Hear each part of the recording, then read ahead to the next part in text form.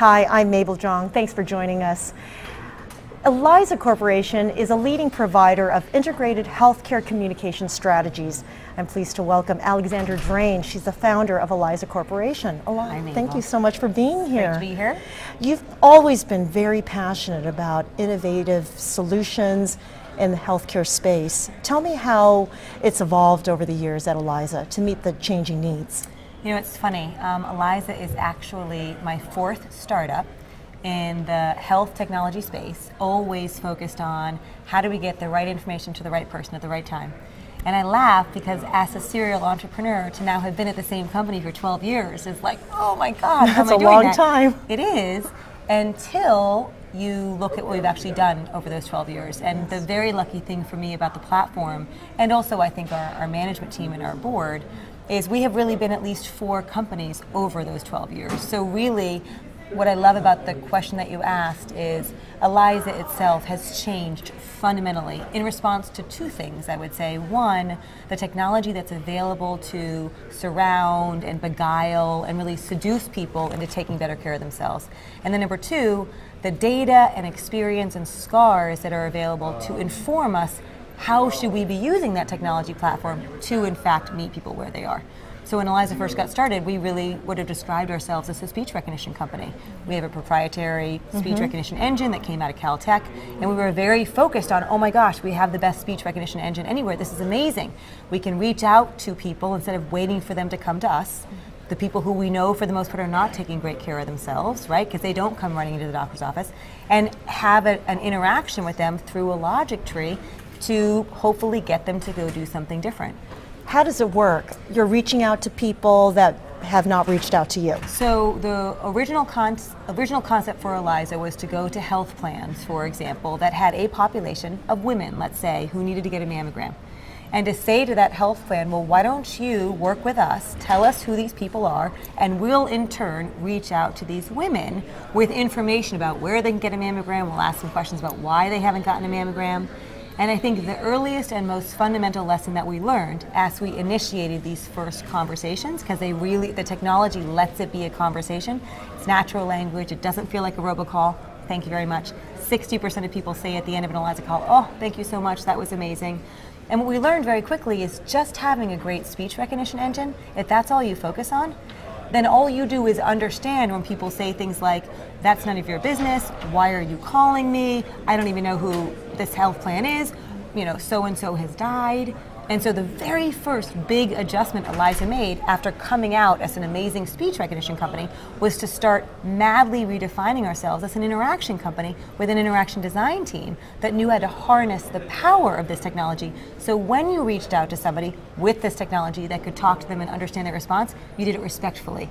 You did it authentically. You did it in a way that made them want to interact, not just once, but over time. And I think that's a key aspect of Eliza that we learned 12 years ago that we have just continued to build on over the past 12 years. So what happens to the information after people have answered the questions using this software, and then they have finished the call, and then what happens? So all sorts of things. In the immediate interaction, which may be, let's use a phone call, it could be an email, it could be a texting thing, but let's use a phone call.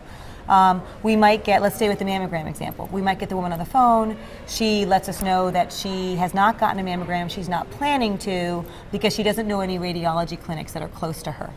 So we say, oh, well, we actually can email you a list of radiology clinics right now that are right near you, would you like me to do that? She says, yes. We say, great, give me your email address.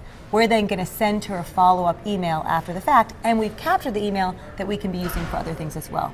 We might also go on to screen her for depression. You know, one of the biggest surprises to me in an Eliza program was one of our customers said, there's, you know, a lot of women struggle with feeling blue, and I want you to add a depression screener to this outreach to a general female population, not a population that we have reason to believe is blue, but just this population. As high as 15% of that population screened positive for depression. So what Eliza could do in that second is hold on to that woman, quickly check through web services to see if this woman has a behavioral health benefit. If she does, we might stay with her and say, you know what, we've got someone who can talk to you right now. Will you wait 1 minute? And then transfer her through to someone who can work with her in the moment that the door is open. Very cool. All of this data is captured. We're also capturing other information about preferences, how people like to receive information, their motivation, their styles. all of this is being put into Eliza's database, and we share this back with our partners after in ways that can create indices of things like engagement, for example. Are you finding that people are more accepting of this because your program is so great, or because people are just more and more accustomed to speaking to automated messaging machines now? You know, I think I could answer that a couple different ways. The best way to answer it is we have not fundamentally seen large shifts, positively or negative. Our engagement levels, which pretty much match those of live humans, have stayed the same for the most part over the past 12 years. I think initially that was because our interactions were so lifelike that people thought it was a human, and so they stayed with us. I think over time, there's definitely more awareness that this is an automated interaction, but because it is full of joy, usually full of soul, we don't do academic, condescending, paternalistic interactions. We think shoulder to shoulder, inclusive, we're in this together, and folks end up staying with us throughout. And who do you use to help you determine what tone of voice to use, or what sort of responses are much more favorable than others? Yes. How do you go about doing all of that? So I will first tell you that we actually have patents on things like intonation and voice because it matters so much. And we've seen examples that if you just record it this way or that way, just the tone, not forget the words, you can swing something from 20% to 80%. This stuff really, really matters. The team that we use is homegrown at Eliza because anytime we tried to farm it out, we couldn't get the same results. And I would say it's a combination of really the base of it is an unbelievable business intelligence platform that lets us mine through to see what's working for who. But you have to overlay on top the creativity to say, we're going to try this approach because it builds on something that we saw and learned. And the last thing I'll say is when we hire people for our interaction design team, we never hire people who've been trained in traditional communications for healthcare because they absolutely do not have approaches that appear to work through us. We hire people who are actors, people who are poets, people who have written for TV shows, people who are concierges at hotels.